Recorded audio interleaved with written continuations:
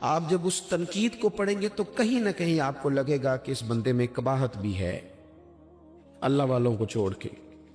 لیکن رسول پاک صلی اللہ علیہ وسلم کی ذات ایسی ہے کہ آپ حضور کو جس جہد سے بھی پڑھیں گے، جس انداز میں بھی پڑھیں گے، آپ کا کلیجہ ٹھنڈا ہوگا، دل کو اطمینان ہوگا، ذہن مطمئن ہوگا، اور اللہ تعالیٰ سینے کو فراخی عطا فرمائے گا۔ ہمارا چونکہ زیادہ تر مزاج جذبات میں رہنے کا ہے، طبیعت اس طرح کی ہے، ہم کچھ چیزوں کو باریک بینی سے سوچتے نہیں، گہرائی میں نہیں اترتے۔ رسول پاک صلی اللہ علیہ وسلم کو اللہ نے بڑی شانیں عطا فرمائی، حضور کو اللہ نے بڑی عظمتیں عطا فرمائی، بڑی۔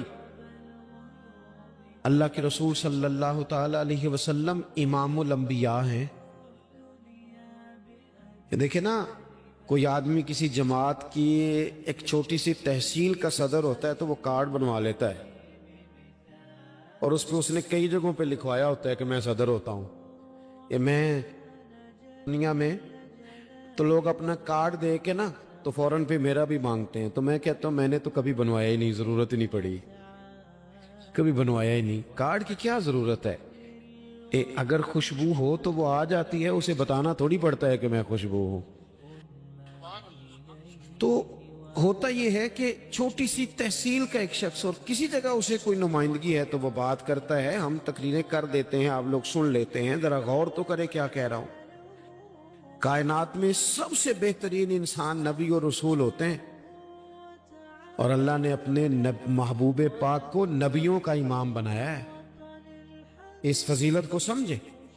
یہاں نا جو لوگ لاڈلا کہلاتا ہے نا کوئی بندہ کہ میں لاڈلا ہوں، ویسے یہاں لاڈلے بدلتے رہتے ہیں، کبھی کوئی لاڈلا ہوتا ہے، کبھی کوئی لاڈلا ہوتا ہے، ویسے یہاں لاڈلے بدلتے ہیں۔ لیکن جو لاڈلا ہوتا ہے نا وہ بتاتا بھی ہے کہ میں لاڈلا ہوں، اور کسی کا بھی کوئی لاڈلا ہو جائے تو وہ ناز نخرے دکھاتا ہے۔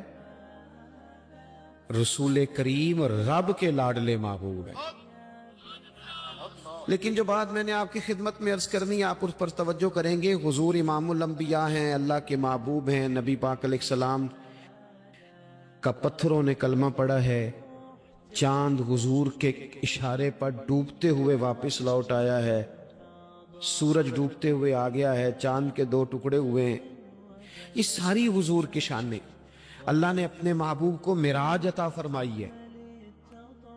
لیکن ملت کے جوانوں، آپ کو پتہ ہے ہمارے نبی پاک کا سب سے پہلا تعارف کیا ہے؟ حضور کا سب سے پہلا تعارف یہ ہے کہ یہ صادق اور امین ہے، یہ سچ بولتے ہیں۔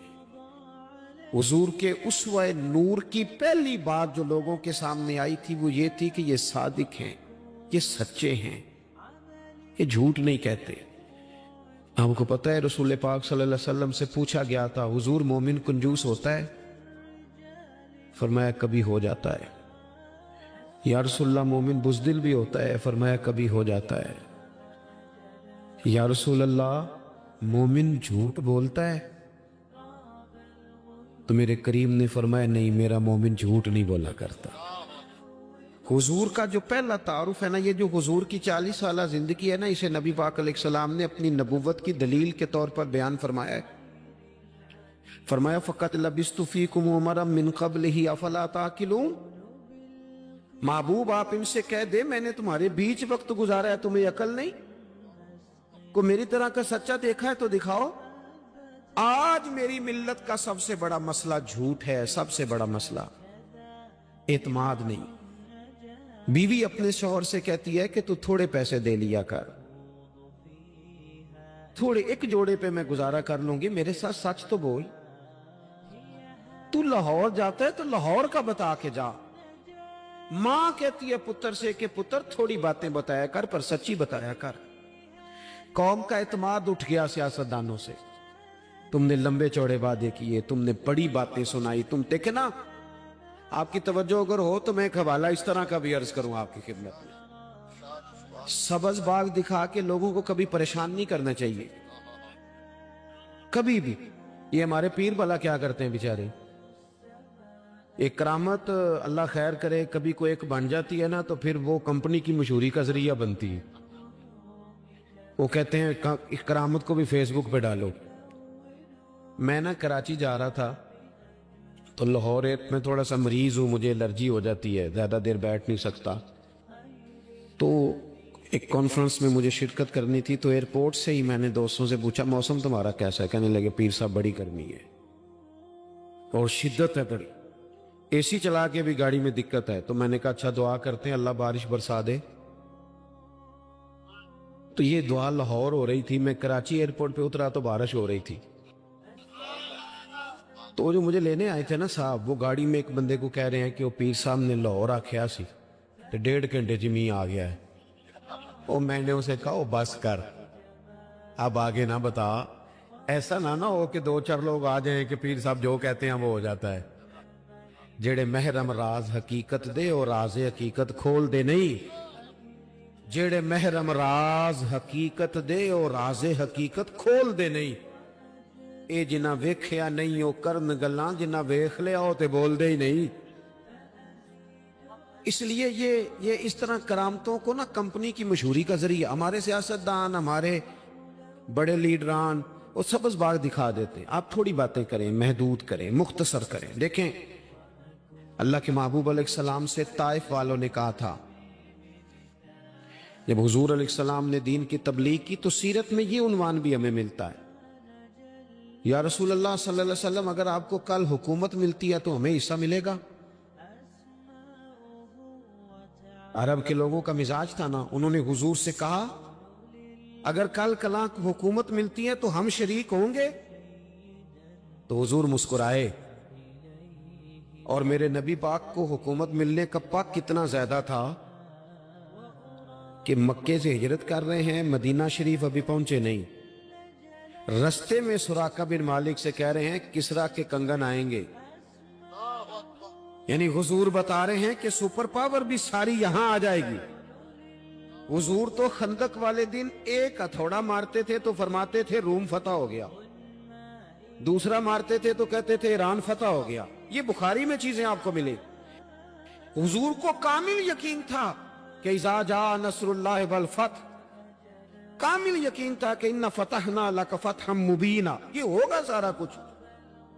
لیکن انہوں نے جب کہا نا ہمیں حصہ ملے گا تو حضور مسکرائے, فرمایا تم کہتے ہو حکومت تمہیں ملے گی, فرمایا بھائی سنو, حکومت اسے ملتی ہے جسے اللہ عطا کرتا ہے. بات ختم کر دی. سچ بولیں, زندگی میں سچی بات کریں. اللہ کے رسول صلی اللہ علیہ وسلم نے ہمیں پہلا سبق سچ کا دیا. اسے سادی تقریر نہ سمجھنا, یہ عنوان دین ہے. اپنی زندگی سے جھوٹ کو نکال دیں. آپ جو تھوڑی باتیں کرنے پر جو کہیں اس پر کھڑا ہونا سیکھیں. اپنی زندگی کے اندر استقامت کا نور لائیں. جوانوں, کبھی بھی جھوٹ کی بنیاد پر رشتے نہ قائم کرنا. آتے ہیں رشتہ دیکھنے والے تو کوئی باتیں سناتے ہیں, ہمارے گھر والے ہو بیٹا تو ولی ہوتا ہے, کیا بات ہے. اور پھر بعد میں یہ حالت ہوتی ہے کہ اماں کہتی ہے میں آپ بڑا سمجھانی ہے, انہوں میری بھی نہیں سنتا. تو وہ رشتہ دیکھتے وقت تو آپ نے کہا تھا کہ بہت بڑا درویش ہے. آپ اور بچی والے بھی کچھ ایسے کام کرتے ہیں. رشتہ کرانے والے سے کہتے ہیں ہم نے کار بھی دینی ہے. کیوں آپ نے لالچ پیدا کیا؟ کیوں پہلے آپ نے خرابیاں کی؟ اپنی زندگی میں سچ بولے, سچی بات کرے. کبھی بھی کوئی ایسا کام نہ کرے جس سے کہ لوگوں کی طبیعت ایسی ہو کہ لوگ سمجھیں کہ یہ لوگ تو غلط بیانی کے عادی ہیں. دیکھیں بخاری میں موجود ہے, سیرت کی تمام کتابوں میں الفاظ کے اختلاف کے ساتھ یہ اپنی اصل کے ساتھ یہ چیز ہر جگہ موجود ہے.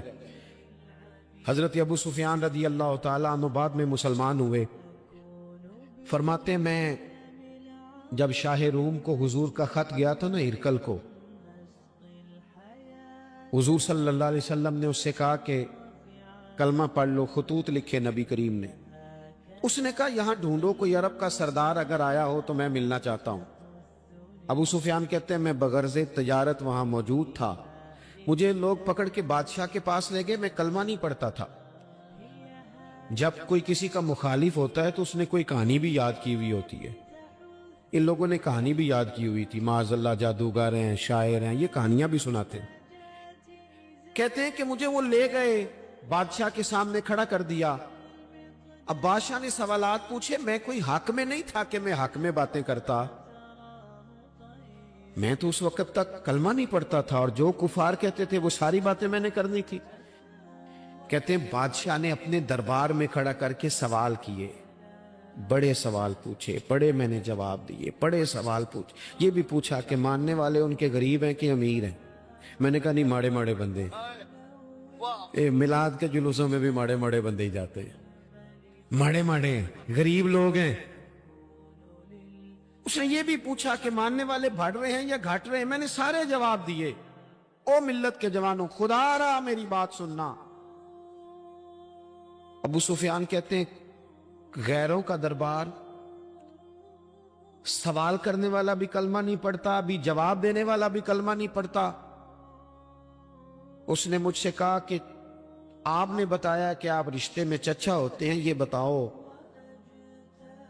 وہ جنہوں نے اعلان نبوت کیا ہے کیا کبھی انہوں نے جھوٹ بھی بولا ہے؟ آج لوگوں نے نام نہیں بدل دیا جھوٹ کا، کچھ نے بہانہ نام رکھ دیا جھوٹ کا، جی میں نے بہانہ کر دیا تھا۔ کچھ کہتے ہیں جی وہ تو میں نے تو بس ایسے ہی بات، وہ تو میں نے مذاق کیا تھا۔ جھوٹ کے نام نہیں بدل دیے لوگوں نے۔ ابو سفیان کہتے ہیں مجھ سے بادشاہ کھڑا کر کے پوچھنے لگا کیا کبھی انہوں نے جھوٹ بھی بولا ہے؟ ابو سفیان کہتے ہیں کہ لمحے کے لیے میرے دل میں آیا کہہ دوں کہ بولا ہے۔ پھر میں نے کہا ایک تو یہ عرب کی وفاداری کے خلاف ہے، اور دوسرا میں کہوں گا وہ جادوگر ہیں تو شاید کو ایک سیکنڈ کے لیے توجہ کرے، میں کہوں گا وہ شاعر ہیں شاید کو توجہ کرے، اور مدینے والے نے جھوٹ بولا یہ تو مانے گا ہی کوئی نہیں۔ سنو، جن چیزوں کو معمولی سمجھ کے ہم نے رائج کیا وہ ہمارا وقار لے گئی۔ دنیا ہم پر اعتماد نہیں کرتی۔ ہم اس ملک میں بستے ہیں جہاں زلزلہ بھی آئے تو غیر ملکی امداد کرنا چاہے تو وہ کہتے ہیں حکومتوں کے ہاتھ میں نہیں دیں گے، خود جائیں گے۔ ہمارا یہ حال ہو گیا ہے کہ قوم پر اعتماد اٹھ گیا دنیا کا۔ ہمیں پلٹنا ہے، ہم نے دیکھنا ہے ہمارا رویہ کیا ہے، ہمارا انداز کیا۔ تھوڑی کر لیں باتیں، کو ضروری ہے صبح شام بولنا؟ تھوڑے کر لیں باتیں، تھوڑے دعوے کر لیں، کو ضروری ہے؟ سنو میرے عزیز، ابو سفیان کہتے ہیں کہ اس نے کہا کبھی جھوٹ بھی بولا ہے؟ میں سوچ میں پڑ گیا۔ بادشاہ نے پھر دہرا کے کہا سردار چپ کر گئے ہو، میرے آخری سوال کا جواب دو، کیا کبھی اس کریم نے جھوٹ بولا ہے؟ ابو سفیان کہتے ہیں میرے ہاتھ میں چھڑی تھی، میں نے وہ زمین پر رکھی اور میں کھڑا ہو گیا۔ میں نے کہا سردار سن، وہ میرے رشتے میں بھتیجے ہیں، میری بڑی مخالفت ہے، میں نے ان کے خلاف جنگیں لڑی ہیں، کبھی وہ غالب آئے کبھی میں غالب آیا، آج تک میں لڑنا ہوں، لیکن میں ایک بات تمہیں ذمہ داری سے کہتا ہوں، میں غیر نہیں ہوں، وہ میرے بھتیجے ہیں۔ میں نے ان کو ماں کی گود میں بھی دیکھا ہے، دادا کے کندھوں پہ بھی دیکھا ہے، چچا کے گھر میں بھی دیکھا ہے، ختیجہ کا دولہا بنے بھی دیکھا ہے، زینب سے لے کر فاطمہ تک بیٹیوں کو گود میں کھیلتے بھی دیکھا ہے، میں نے انہیں بدر اور احد میں آتے بھی دیکھا ہے، میرے سامنے پیدا ہوئے اور میرے سامنے ان کے بالوں میں سفیدی آئی۔ مخالفت اپنی جگہ پر میں تمہیں یہ بات ذمہ داری سے بتاتا ہوں، اس محبوب کی زبان سے جو بھی نکلتا ہے حق اور سچی نکلا کرتا ہے۔ وہ اسیر دشمن کی چاہ میں بھی، مخالفوں کی نگاہ میں بھی وہ امی ہے، صادق ہے، معتبر ہے، میرا پیغمبر عظیم تر ہے، میرا پیغمبر عظیم تر ہے، میرا پیغمبر عظیم تر ہے۔ ابو سفیان کہتے ہیں میں یہ لفظ کہے تو کتنے ہی لوگ دربار میں رو پڑے، ایک سناٹا چھا گیا، کوئی صحابی نہیں وہاں، کوئی نعرہ لگانے والا نہیں، کوئی اپنا نہیں، لوگ رو پڑے۔ کہتے ہیں بادشاہ نے چادر اٹھائی کندھے پہ رکھی، کچھ دیر سوچتا رہا، پھر وہ چل دیا۔ میں نے پیچھے سے آواز دی، میں نے کہا تو نے اتنے سوال پوچھے، میں نے اتنے جواب دیے، کوئی رزلٹ بھی تو بتانا کیا نکلا، نتیجہ کیا ہے؟ تو بادشاہ نے پلٹ کے میری طرف دیکھا، کہنے لگا سردار نتیجہ تو نکل آیا نا یار، جس بندے बंदों से झूठ नहीं बोला, वो ये झूठ क्यों बोलेगा कि मैं अल्लाह का रसूल बन के आया। इसने ओ मेरे भाई अपनी जिंदगी में सच लाओ। खुदारा हमारे घरों से लेकर हुकूमत के ऐवानों तक जरूरत सच की है, जरूरत सच की है। दूसरी बात, अपनी जिंदगी में ध्यानदार हो जाएं। छोड़ दे सामने वाला क्या कर रहा है, मैं अपने इस मिंबर से ध्यानदार हूं कि नहीं, ये मैंने अल्लाह को जवाब देना है। मैंने इतनी इज्जत समेटी है, दीन के नाम पे समेटी है, मैंने अल्लाह को जवाब देना। हम सारा ध्यान दूसरों का रखने लग गए। हजरत ख्वाजा नसीरुद्दीन चिराग देलवी रहमतुल्लाह अलैह से बादशाह ने आके वजीफा पूछा था, हजरत को वजीफा बताए तो ख्वाजा साहब फरमाने लगे अपना काम दयानतदारी से कर, यही सबसे बड़ा वजीफा है। अपनी जिंदगी में दयानतदारी, अमानतदारी, आप इस तरह के हो जाएं कि आप जिस तरह आप समझे ना कि ये हराम जानवर है तो मेरे मुंह में जाएगा तो मुझे उल्टी आएगी। आप कभी देखे ना कि हराम गोश्त कोई आपको बता दे, आप 2 लुक़मे आपने खा भी लिए, लुत्फ आया, तो किसी ने कान में कहा ये तो सिवा ही नहीं हुआ था, बीमार था, तो उल्टी आ जाती है कि नहीं? बोलो, क्या आ जाती है? इंसान का ज़हन कबूल करता है हराम खाने को। 2 किलो गोश्त पे उल्टी आती है तो 2 करोड़ रुपए पे क्यों नहीं आती? हमारे एक दोस्त हैं, यूनिवर्सिटी के लेक्चरार हैं, मुझे एक दफा फरमाने लगे पीर साहब अजीब बात है, एक बंदे को ना कहीं जूता पड़ा मिल गया, बड़ा कीमती था, पर एक पैर था जूते का। हमारी दयानतदारी कुछ इस तरह की है, एक पैर मिला, जूता बड़ा कीमती था, महंगा था, तो उसने उसका मालिक ढूंढना शुरू, ये किसका है, ये किसका है, ये के शोर कर रहा है। लेकिन थोड़ा सा आगे जाके जूते का दूसरा पैर मिल गया, पर उसने मालिक ढूंढना बंद कर दिया। उसको अब उसका दूसरा पांव मिल गया, तो अब उसने, यानी कई दयानतदार बड़े दयानतदार हैं, लेकिन दूसरों के मामले में, अपने मामले में नहीं। अपनी जिंदगी में इंसाफ करें। मैं मस्जिद में जुमा पढ़ाता हूं, मैंने एक दिन अपने एक मदरसे के तालिब इल्म से पूछा, बेटा जुमेरात को मैंने पूछा, मैंने कहा सुबह जुमे में तकरीर क्या करनी है? कहते मैं जो फैसला नहीं किया।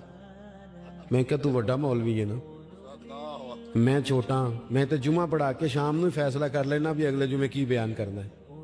क्यों? मैं चाहता हूं मैं मिंबर से ध्यानतदार रहूं, मैं एक हफ्ता तैयारी करूं, मैंने कौम को अल्लाह रसूल का दीन बताना है। मेरा ये मकसद तो नहीं है कि 1 घंटा मुझे मिले तो मैंने किसी तरीके से उसे पार करना। आप अपने काम के साथ हमेशा दयानत का मुजाहिरा करें। अगर आप दयानतदार हो जाएं, हजरत सईद बिन आमिर रदी अल्लाह ताला अन्हु को हजरत उमर ने कहा मैं आपको एक सूबे का गवर्नर बनाना चाहता हूं, रो पड़े, फरमाने लगे इस काबिल नहीं हो। आप कहें, मुझे भी आप कह दें कि फलाना ओहदा मिलता है तो तैयार है सारी दुनिया, कौन इनकारी है इस काम से, सब तैयार बैठे। लेकिन रोते थे लोग का जनाब मैं कहां कर सकता हूं। हजरत उमर ने लगा दिया हम्स का गवर्नर। कुछ महीनों के बाद हजरत उमर तशरीफ ले गए, जाके पूछा कैसा है, तो पहले तो एक लिस्ट मंगवाई हजरत उमर ने, कुछ माल आया है तो मुख्तलिफ सूबों में बांटना है, गरीबों की लिस्ट लाओ। उनके सूबे की लिस्ट आई तो तीसरा नाम गवर्नर साहब का था। वो कहा तुम्हारा गवर्नर मिस्किनों गरीबों में? कहने लगे हजरत साहब, जो लिस्ट बनाने वाले थे वो कहने लगे अब उनके वजूद पर जो कपड़े हैं जगह कोई नहीं बची, पेबंद कहां लगाने हैं। दामाने तवक्कुल की ये खूबी है कि उस पर पेबंद लगे होते हैं पर धब्बे नहीं होते, पेबंद लगे होते हैं पर धब्बे नहीं होते। हजरत उमर ने मालूमात की उनके सूबे में जाके, तुम्हारा गवर्नर किस तरह का है? अर्ज की हुजूर 4 शिकायतें। ये जमहूरियत है। आज तो हर सियासी जमात में डिक्टेटरशिप है, आज कहां जमहूरियत है। आज तो आप जितने शाह के वफादार हो जाएंगे उतना अच्छा ओहदा लेंगे, जितना मर्जी काबिल बंदा हो जमात के अंदर, लेकिन अगर वो पूरा ताबेदार नहीं तो निजाम नहीं चलता, जितना मर्जी काबिल हो। हजरत सईद बिन आमिर रदी अल्लाह ताला अन्हु 4 शिकायतें, आम आदमी शिकायतें कर रहे हैं। हजरत उमर ने कहा कौन कौन सी? उन्होंने कहा जी पहली शिकायत यह है कि हमारे गवर्नर, तवज्जो है मेरे भाइयों की, उन्होंने कहा जी पहली शिकायत यह है कि गवर्नर साहब صرف دن کو ملتے ہیں، انہیں رات کو بھی لوگوں سے ملنا چاہیے۔ دوسری شکایت یہ ہے کہ جب شروع میں آئے تھے تو فجر کے بعد بیٹھ جاتے تھے، مسائل سنتے تھے، اب سورج نکلنے پر اشراق چاشت کے ٹائم 8، 9، 10 بجے آتے۔ تیسری شکایت یہ ہے کہ ہفتے میں ایک دن ملتے ہی نہیں۔ چوتھی شکایت یہ ہے کہ کبھی کبھی ایسے ہی رونے لگتے ہیں، بیٹھے بیٹھے بے ہوش ہو جاتے ہیں، تو آپ نے دیوانہ آدمی ہمیں دے دیا ہے۔ حضرت عمر فاروق رضی اللہ تعالیٰ عنہ نے حضرت سعید بن عامر کو مجمع میں پوچھا، جناب آپ پبلک کے نمائندے ہیں، آپ کو سوالوں کے جواب دینے چاہیے، بتلائیے نا۔ اور یہ پبلک کے نمائندے صرف سیاستدان نہیں ہوتے، پیر صاحبان بھی ہوتے ہیں، مسجد کا خطیب بھی ہوتا ہے۔ اگر حضرت عمر سے پوچھا جا سکتا ہے کرتا کہاں سے آیا، تو پیر صاحب سے بھی تو پوچھا جا سکتا ہے نا، ان کو بھی جواب دینا چاہیے، ان کو بھی بتانا چاہیے، اس لیے کہ وہی تو دعویٰ کر رہے ہیں فقر بتانے کا۔ تو حضرت عمر نے چاروں سوال کہا، سعید آپ کے ذمے 4 سوالوں کے جواب ہیں۔ تو حضرت سعید بن عامر نے گردن جھکائی، کہنے لگے پہلے ہی کہا تھا میں گورنری کے قابل نہیں۔ فرمایا اب تو بن گئے ہونا، جواب تو دینا ہے، حضور بتلائیے۔ فرمایا پہلا سوال آپ سے یہ ہے کہ یار لوگ کہتے ہیں رات کو کام پڑ جاتا ہے اور آپ ملتے نہیں۔ تو حضرت سعید بن عامر نے اپنی داڑھی پکڑ لی، عرض کی حضور یہ ساری سفید ہو گئی ہے، بڑھاپا ہے، دن مخلوق کے لیے رکھا ہے، رات اپنے رب کے لیے رکھی ہوئی ہے۔ اگر پھر بھی کسی کو شوق ہو تو سعید بن عامر جب بھی ملے گا مسجد میں ملے گا، ساری رات بارگاہ ربوبیت کی او سنگیو تھوڑا مسلح بھی یار مضبوط کر لو، تھوڑا سا نا، ہم نہ تھک گئے ہیں فون سن کے۔ بہت سارے لوگ ایسے ہیں جن کے وجود نہیں اتنی تھکے جتنے دماغ تھک گئے، کمنٹس پڑھ کے، کمنٹس دے کے، رائے دے کے، بڑے بڑے باصلاحیت لوگوں کے حافظے کمزور ہو گئے۔ خدا را اپنی صلاحیتوں کو زنگ لگا لو گے۔ یہ تو جتنے لوگ ہیں میڈیا چلانے والے، ان کو تو میڈیا چلانا ہے، اور اب تو پتہ نہیں کتنے چینل اور کتنے لوگ اور سوشل میڈیا پہ کتنے، اور ادھر کتنے تو ادھر کتنے۔ خدا را کچھ وقت اگر مصلے پہ ملے تو آپ یقین کریں روح تازہ ہو جاتی ہے۔ لمبی لمبی دعائیں مانگیں، اپنے رب کو اپنے دکھ سنائیں، رسول پاک کی بارگاہ میں یہ نذرانے پیش کریں، آپ محسوس کریں کہ وجود طاقتور ہو گیا۔ حضرت سعید بن عامر کہنے لگے رات مصلے پہ گزارتا ہوں۔ دوسرا سوال آپ سے یہ کرنا تھا کہ یہ لوگ کہتے ہیں کہ آپ پہلے فجر میں آ جاتے تھے، اب اشراق چاشت کے بعد 9-10 بجے نکلتے ہیں۔ تو حضرت سعید بن عامر نے گردن جھکائی، کہا یہ میرا راز تھا، میری پرائیویٹ بات تھی۔ کہا جناب اب تو لوگوں کا سوال ہے۔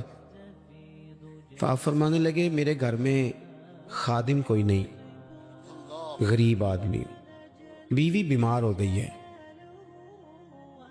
35 سال اس وفادار عورت نے میری ڈیوٹی کی ہے، بیماری میں چھوڑ دوں تو وفاداری تو نہیں نا۔ سویرے اٹھتا ہوں، گھر کا کام کرتا ہوں، پھر بیوی کے لیے ناشتہ بناتا ہوں، اسے کھانا کھلاتا ہوں، تیاری کرتے آتے دیر ہو جاتی ہے۔ دوسرے سوال پر لوگ رو پڑے۔ کہا تیسرا اعتراض آپ پہ یہ ہے کہ ہفتے میں ایک دن ملتے نہیں۔ تو حضرت سعید بن عامر کہنے لگے میں نے کہا تھا میرا پردہ نہ کھولا جائے، میں بڑا راضی ہوں رب کی عطاؤں پہ، میں کیوں کسی کے سامنے اپنا دکھ بیان کروں۔ گردن کو جھکا دیتا ہے خیرات کا پتھر، جہاں میں مانگنے والوں کے سر کبھی اونچے نہیں ہوتے، اور غیرت ہے بڑی چیز جہاں نے تگ و دو میں پہناتی ہے یہ فقر کو تاج سردارا۔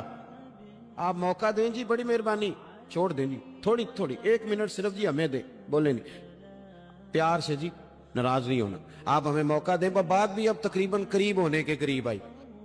کہا حضرت سیدنا سعید بن عامر رضی اللہ تعالیٰ عنہ نے فرمانے لگے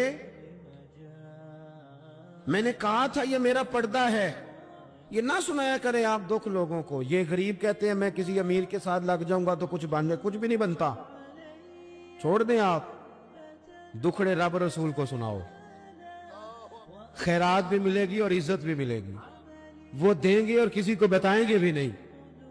حضرت سعید بن عامر رضی اللہ تعالیٰ عنہ سے تیسرا سوال ہوا، کہا جناب آپ ہفتے میں ایک دن ملتے نہیں؟ تو فرمانے لگے میرا راز تھا، پر بتا دیتا ہوں، جوڑا ایک ہی ہے میرے پاس،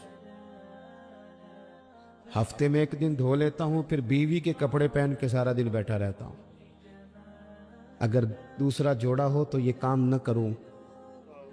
حضرت عمر رو پڑے، کہا جلدی سے چوتھے سوال کا جواب بھی دے، کبھی کبھی روتے ہو تو بے ہوش ہو جاتے ہو۔ وہ پھر رو پڑے، عرض کرنے لگے حضور 40 سال کی عمر میں کلمہ پڑا، میرے سامنے حضرت خبیب کو پھانسی دی گئی مکے میں، جب وہ اپنی پچھلی غلطیاں یاد آتی ہیں تو پھر رو پڑتا ہوں، یاد ماضی عذاب ہے یا رب، میں تکلیف میں آ جاتا ہوں، سوچتا ہوں اگر اللہ نے سوال کیا تو کیسے جواب دوں گا، اس لیے برداشت نہیں ہوتا تو رو پڑتا ہوں۔ چاروں سوالوں کے جواب دیے تو حضرت سعید بن عامر کہنے لگے اب آپ نے مجھ سے سوالوں کے جواب تو لے لیے، اب میری سزا کا بھی تو اعلان کرے نا، بتائیں نا۔ تو حضرت عمر نے ہاتھ اٹھائے اور کیا لفظ کہے، اے اللہ میرے نبی کی امت کو اس طرح کے کچھ اور لوگ بھی عطا فرما، کچھ اپنی زندگی میں دیانتدار ہو جائیں۔ تیسری بات آپ کی خدمت میں عرض کرنی ہے، رسول پاک صلی اللہ تعالی علیہ وسلم نے نا ہمیں خالص کیا ہے، حضور کا سارا دین اخلاص کا درس دیتا ہے۔ یہ جو ریاکاری ہوتی ہے نا، نوجوانوں میری بات پہ غور کرنا، یہ جو ریاکاری ہوتی ہے نا، یہ بنیادی طور پر اداکاری ہوتی ہے۔ اداکاری بندہ زیادہ کر نہیں سکتا، تھک جاتا ہے۔ مخلص زندگی وہ ہوتی ہے جو آپ نارمل جیتے ہیں۔ مخلص آپ ہوتے ہیں جب آپ اپنی والدہ کے پاس نہیں بیٹھے ہوتے، آپ نے جب 5 سٹار ہوٹل میں روٹی کھانی ہے نا تو پھر آپ کو پلیٹ کے ساتھ ٹیشو پیپر بھی ساتھ رکھنا پڑتا ہے، پھر رج کے روٹی کھائی بھی نہیں جاتی۔ رج کے کب کھائی جاتی تھی؟ میں ایک جگہ مجھے بڑے اچھے ہوٹل میں رکھا گیا اور مجھے بڑا انہوں نے محبت کی، تو جب میں لوٹ رہا تھا نا واپس پاکستان تو مجھے کہہ رہے تھے آپ کو مزہ تو آیا ہوگا، میں نے کہا نہیں جی، سچ پوچھیں تو پھر یہ ہے کہ مزہ جب ہی آتا تھا جب اماں سویرے روٹیاں پکاتی تھی، وہ کہندی سی پتر ہے پیڑا نہ اتنے کول ہی لے آیا، تو اس کے پاس بیٹھتے تھے، تو پھر اماں جب سالن دیتی تھی تو کہتی تھی ہور نہیں ہو ملنا، دوجیوں بھی دینا ہے۔ اور پھر لطف اس وقت آتا تھا جب بار بار کہتے تھے اماں جی چلو تھوڑا جاتے تھے ہونا ہوں تھوڑا جا، تو پھر اماں کئی دفعہ کہتی تھی کہ میں نے وہ اس سے نکال کے فریج میں رکھ دیا، بڑے بھائی نے کام سے آ کے روٹی کھانی ہے، اب یہ برتن ہے اسی کو صاف کر لے۔ او بھائی میں نے اپنے ابا جی کو دیکھا خودداری کا، میں نے ایک دن ان سے پوچھا میں کہ ابا جی تو انہوں پسند کی ہے، ہم پڑھتے تھے نا انٹرویو اخباروں میں تو 2-4 سوال ہر بندہ پوچھتا تھا، اب تو انٹرویو زیادہ لوگ لیتے ہیں تو اب تو کبھی اتنا موقع ہی نہیں ہوتا، کس کا سنیں کیا کریں، یہ تو چھوڑ دیا کام۔ اخبار میں کبھی انٹرویو آتا تھا تو مسجع مکفہ ہوتا تھا، لکھنے والے بھی اچھے ادیب ہوتے تھے، جملے چبھتے نہیں تھے طبیعت، تو 2-4 سوال بڑے ضروری ہوتے تھے، پھول کون سا پسند ہے، کھانے میں کیا پسند ہے، رنگ کون سا پسند ہے، یہ 2-4 سوال ہر ایک سے ہوتے۔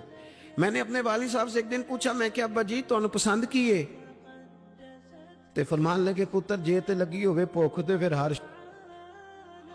تے جنہ لگی ہوئے تے پھر نخرے ہی نخرے نے، تو اس لیے بھوک لگی ہو۔